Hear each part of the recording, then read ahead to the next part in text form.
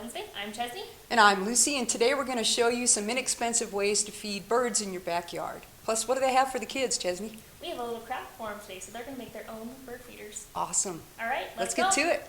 So if you looked at the weather forecast, we're looking at single digits in snow later on this week and for the weekend. So we decided, Chesney and I, to get our pumpkin feeder, an apple feeder, and pine cone feeder ready for the birds. So we're going to start with the pumpkin feeder. We'll cut it in half, scoop out all the insides, and then dump the bird seed in it.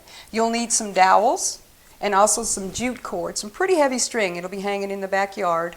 So we'll be showing you some inexpensive ways to make your own bird feeder with you and your kids and the whole family.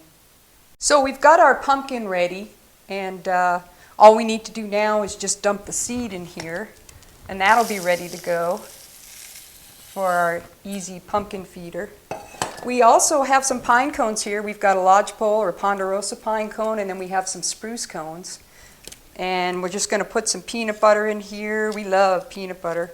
If you or your child has a nut allergy, you can also use cornmeal and lard if you have allergies. So it's up to you to figure out if you've got the nut allergy, but there is an alternative option if you aren't able to use peanut butter. And we'll pack that in there good. Again, very inexpensive. The best seed to get is the sunflower seed, the millet, and the cracked corn. That is the favorite of most birds. You can get that anywhere, Green River, Rock Springs, Farson, wherever you live. The cheapest actually is at Murdoch's. For $15 you can get a 40-pound bag of bird seed.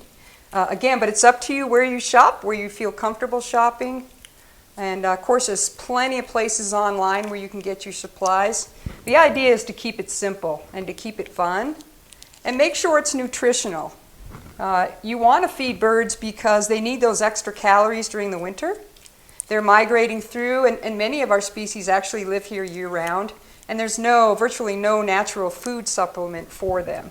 So peanut butter is cheap. It's a great source of protein for them. Besides that, it holds the seeds together really well. And we've got plenty of pine cones around town. Nothing fancy here, folks. Very easy, very nutritional, quick and dirty. So you want to make sure you store your seeds so that the squirrels or raccoons or mice don't get into it. Metal garbage cans work well. This is a nice wooden crate that my husband built for me. Holds several bags of seed. I'm able to dump it in the bucket. I've got sunflower seed and then the mixture of sunflower, millet, and the cracked corn, which again is the perennial favorite for most birds.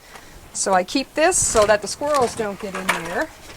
I've got two different types of feeders out today. We have a hopper feeder, and it is just what it says, a hopper. You load the hopper and it's there for quite a long time.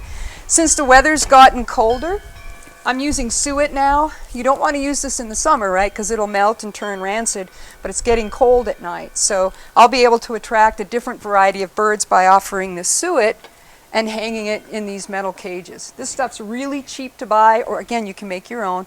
So you'll be looking at the suet as well as the hopper feeders today. So there's different types of feeders.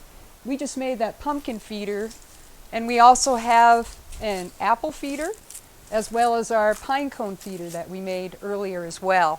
I've got hopper feeders. I've got my suet out in these metal cages here. And next week when it's really cold, we'll get out the tube feeders and put some thistle or Niger seed in that. The key is you want different types of seeds at different levels in different feeders so you attract a variety of birds. Some of these birds will hang upside down and go around to get the feed. Others of them, like your sparrows and finches, they'll need to be on the ground. So again, different heights, different types of seed, and also different types of feeders will help you get the birds in the backyard. Now you want to make them nice and fat, right, so they can get into spring and have their young. And you also are going to need a water source. Right now I've got water in the backyard, and I also have a heater. These outside heaters are relatively cheap, $20 or less, and that'll keep my water nice and thawed so the birds can get some water. When I shut my hose off, I'll have to get a bucket of warm water in the kitchen and bring it on out. It's a labor of love, but they don't get the water from the snow. So if the river's not open or they can't make it to a stream or a puddle, you'll provide some water for them in the background here. The last thing you're going to need is some cover.